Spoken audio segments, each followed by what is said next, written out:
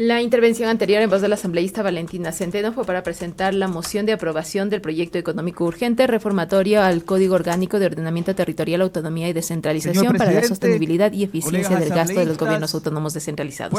Interviene el asambleísta Diego Salas. Nos escuchan desde los barrios, desde el campo, desde la ciudad. A quienes madrugan para trabajar, a quienes esperan el agua en las llaves, a quienes dependen de una vía para sacar sus cosechas y a quienes solo piden lo básico, servicios que funcionen. Dicen en el campo, no se arregla una gotera rompiendo el techo. Y eso es lo que hace este proyecto económico urgente. Dice que quiere mejorar el gasto, pero en la práctica puede terminar rompiendo el techo de los servicios básicos. Seamos francos, sí hay que gastar mejor. Nadie defiende el despilfarro ni la propaganda, pero esta reforma no mide la calidad ni resultados, mide porcentajes.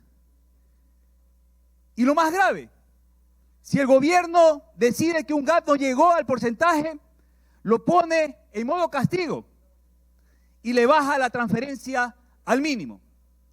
Cuando baja recursos en territorio, a un municipio, a una prefectura, no bajas un simple Excel o no recortas un simple papel. Bajas el bacheo, bajas mantenimiento vial, bajas alcantarillado, bajas agua potable y sentencian también al fracaso los proyectos que cambian vidas. Quitarle el presupuesto al centro de rehabilitación para personas con discapacidad. Es cerrar también las escuelas deportivas para nuestros jóvenes que se apartan del vicio. Es dejar sin brigadas médicas a los adultos mayores que ya han sido olvidados por el gobierno nacional. Y aquí conecto también con el informe de minoría.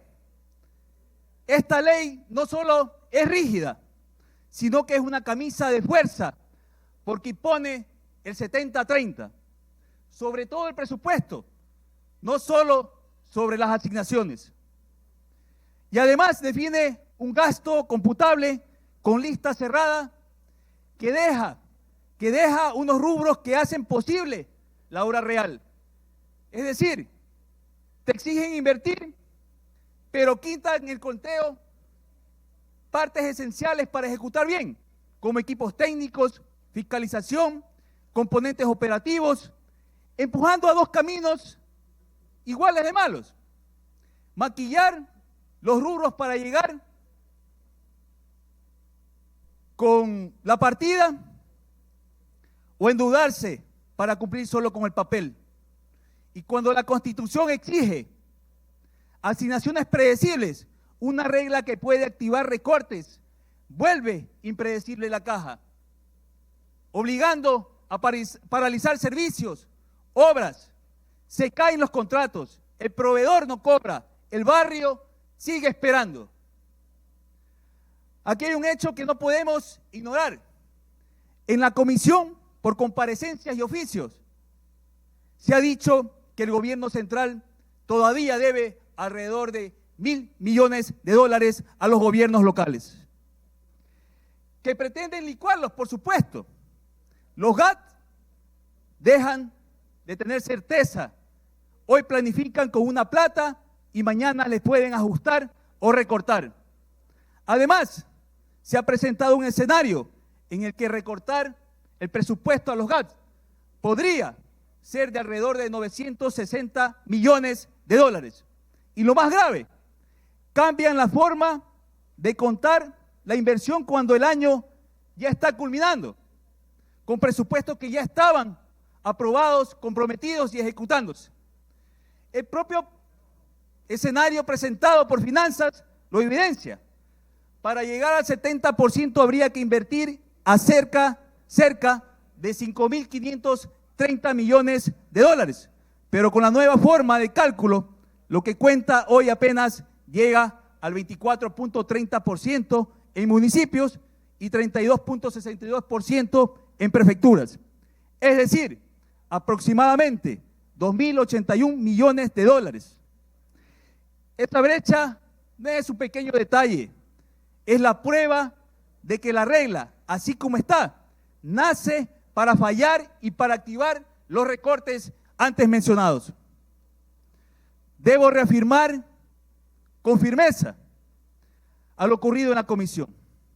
Es lamentable que la presidenta de AME, Yuri Colorado, dio un dato gravísimo, que muchos municipios dependen fuertemente de estas asignaciones. Pero frente a una regla punitiva, lo que se necesitaba era pluralidad y firmeza, no ambigüedades. Se habló también de análisis, pero sin transparentar con claridad el peor escenario para los municipios o para los cantones más pequeños o más débiles.